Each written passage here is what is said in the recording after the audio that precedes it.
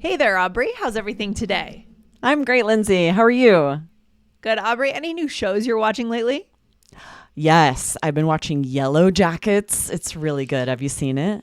That one I haven't. I'm never up on what's new. Okay, don't sleep on this show. It is so good. You should definitely check it out. Okay, good to know. I will check it out. I just finished this series Younger. Did we talk about that? I think I talked about it with I feel Michelle. like maybe. Yeah. Yeah. I haven't seen it yet. Well, but that one came out in like 2015. So I tend to find shows 5 years later. So You've been sleeping on it for a while and now you finally realized. Yes, and I love that you're using this phrase "sleeping on it." Right? Does it mean literally that I'm sleeping? I mean, no, right? This is trendy new slang to mean like don't miss out on it. Be sure to check it out. Don't sleep on it. Really fun. yes. So excited to get into that in this episode. But first, Aubrey, we need to make sure our listeners know what's happening in the next couple of weeks. Aubrey, what's coming up soon? Yes, we are working hard on our professional English level 2 course, and we are so excited for you guys to check it out. It's probably our best course yet. Yes, exactly. So in the spring, we launched Professional English Level 1, and this takes your learning to the next level. This truly makes your skills more sophisticated. We show you how to perform in English with an understanding of culture, interpersonal skills in these high stakes moments, presentations, client negotiations, situations that our listeners find themselves in as they get better and better at English. Aubrey, where can they go to opt in to be on the list to be notified when it's ready?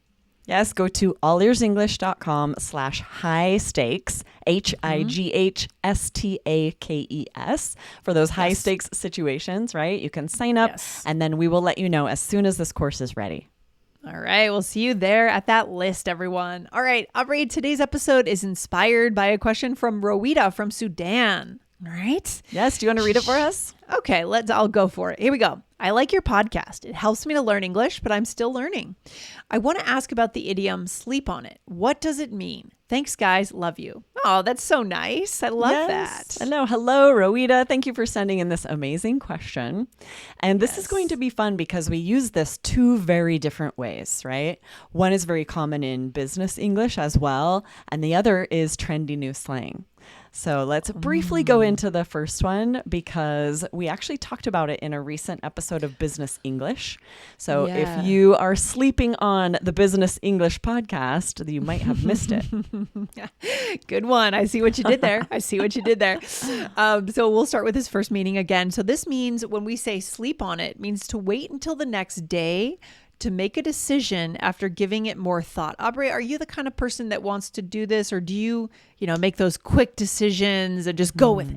I do often want to sleep on it, right? Especially big decisions. Like, let me think about it for a while, or let me decide and then see how I feel tomorrow. So yeah, I do. What about you? Do you often sleep on a decision?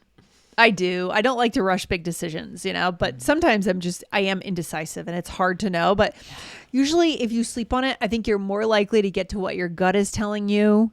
Absolutely.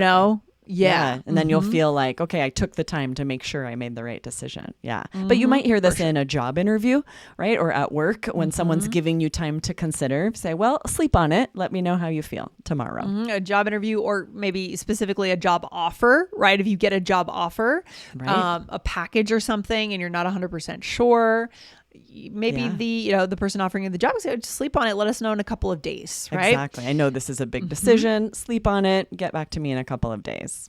Or he said he's going to sleep on it and let us know tomorrow. Yes. So be sure to stay to the end. We will share with you the episode of the Business English podcast where you and Michelle, actually, Lindsay, dove into this phrase and similar vocabulary like think on it, mull it over. So stay to the end and we'll give you that episode number. Okay, sounds good. Now, let's get into the trendy one that all the young kids are saying now, right? Yeah, so when we say don't sleep on it, don't sleep on this is newer slang. That means don't overlook it, don't miss out on it, or maybe don't underestimate it. Okay, I like that. That's a variety of reasons. Don't overlook, don't underestimate, don't miss it. So for example, don't sleep on that thrift store. I found designer jeans for $10. Yeah, this would mean that there, store just as a has bonus. unexpectedly good stuff, right? If you're not going and seeing what's there, you're going to miss out. So be like, don't sleep on that store. Yes. Aubrey, I just got a great idea. We need to do an episode about when you should say bucks and when you should say dollars. Ooh. That'd be a great episode to understand, a because good there idea. is a little bit of connotation to it. There's a little bit of, when we say bucks, which we mean dollars, right? It's a little bit more casual, and it matters who we're around. Mm-hmm. And it might imply how much money, right? Just $10. Maybe. Interesting. Yeah. So hit follow. And we'll cover that. Hit the follow button, everyone. All right, Aubrey, what else? Yeah. So another example here, if you're telling someone about a movie, you could say like, okay, don't sleep on that movie due to its mediocre reviews. It's one of the best I've seen all year. So you're telling them like, don't miss out on it because you're seeing bad reviews. Don't sleep on it. Mm-hmm. And we could, as a bonus, we could make this a little more casual by saying something like, don't sleep on this movie just because it got mediocre reviews, right? We can because that feels formal to me, right? Due to me feels a little bit formal. What do you think, Aubrey? Yeah, for sure. Due to its mediocre reviews. I agree, right? These, especially when you're using slang like this, it's very casual. It's conversational. So a lot of these are also often more of a response, right? If I'm telling you about a movie and you're like, I saw it had some bad reviews, so I probably wasn't going to watch it. And I might just be like, don't sleep on it. It was amazing. Yeah. Exactly. Very casual response. Perfect. And then what is the other trendy word that people are saying now to go along with this? Yeah, so we wanted to share a related trendy new word, which is just fire. You guys use fire, but it's used in a new way to mean that something is amazing or impressive. So in the same way, anything that you should not be sleeping on, you could call fire. And we'll often say straight fire. My kids use this all the time, but I've started hearing it a lot on podcasts, on TV shows. It's sort of being adopted into the language more. So excited for you guys to be using it. Don't you think that when, it's kind of like with Facebook, when all kind of the moms got on Facebook, the kids left Facebook, right? Do you think that the kids will leave the slang when the moms and the adults start using this fire? That does happen sometimes, right? We'll adopt a phrase into standard English and a lot of us will start using it. And then the really young kids will stop using it because it's not cool anymore. And it's so funny, right? When they hear their mom or an adult say it, they're like, Mom, you shouldn't be using that probably, right? Or something. How do they react? Absolutely. Well, this reminds me of, so recently, this new trendy phrase, cook, to say like, oh, I'm cooking, like we're cooking. And then the WNBA used it and it was like, let them cook. Did you see this? And so then there was a big uprising because people were like, we shouldn't be implying that women should be cooking in the kitchen. But it was a misunderstanding for people who didn't realize this is this new slang that means like doing something really well. If you say like, let them cook, it means like, let them play, they're awesome.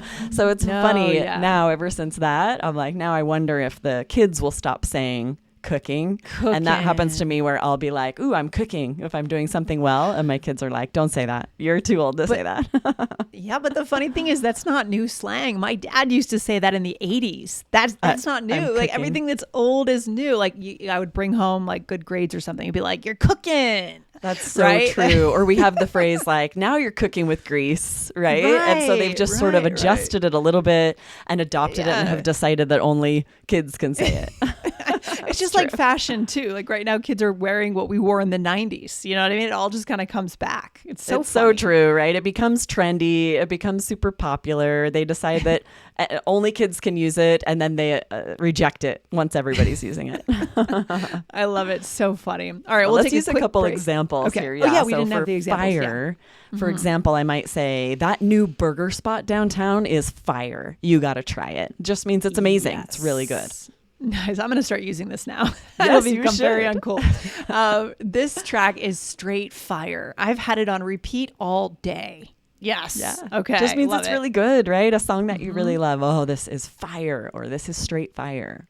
I love it. All right. Good stuff. Okay, Aubrey, let's break it into a role play. Here we are friends and we're discussing where to meet for lunch. All right. Okay, perfect. Do you want to start us out? Yes. So where do you want to go for lunch? There's a new Caribbean spot downtown. I heard it's fire. Someone told me the jerk chicken is next level. Oh, I saw that place. It looked kind of sketchy. It's not in the best area, true, but I'm not going to sleep on a place that might have amazing food just because it's not fancy. Okay, you convinced me. Let's go check it out. Yeah, most of the time, the best food is not necessarily in the fanciest places, right? It's so true. My favorite Thai place is in this sketchy strip mall, like downtown, but it's delicious. It's by far the best, like Penang curry in the valley. There you go. It's worth it. Totally worth it. Yeah. All right. So here we dropped the fire, right? So we said, where do you want to go for lunch? And you said there's a new Caribbean spot downtown. I heard it's fire. And you probably have to punch that word a bit, right? Yeah, it would be strange to say like, I heard it's fire.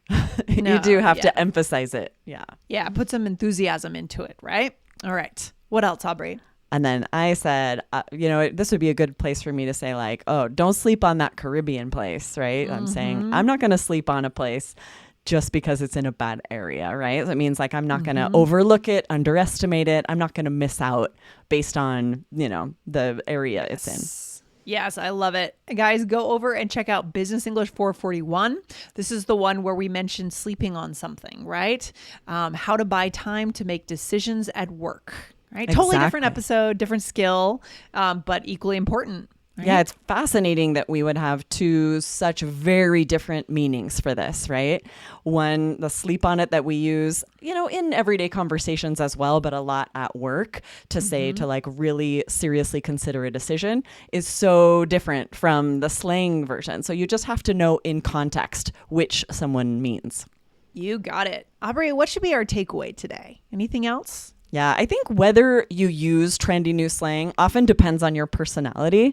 I think all these phrases that we're talking about today, anyone can use. I've started hearing them more in media all over the place. And it depends on who you're with as well, the situation, because these are all very informal words, right? But in casual situations, try using this fun new slang. Yes, and force the Gen Zers to invent something new, right? That's the idea.